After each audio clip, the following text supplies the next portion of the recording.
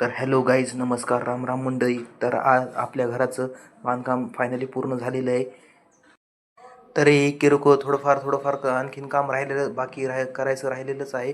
सध्या कलरिंगचं काम चालू आहे. प्रायमरचं काम चालू आहे. 1-2 दिवस प्रायमरच्या कामाला जातील. एक नंबर क्वालिटीचं प्रायमर आपण घराला यूज केलेलं आहे. एकदम नंबर एक प्रायमर चमकत आहे. पूर्ण घराला आपण सर्वप्रथम प्रायमर देऊनच कवर केलेलं आहे. त्यानंतर आपण कलरिंग पण करणार आहोत. छताची फिनिशिंग करायची राहिलेली आहे.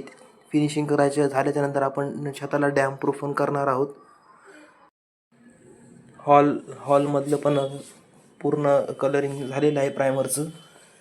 किचनमध्ये पण झालेलंच आहे.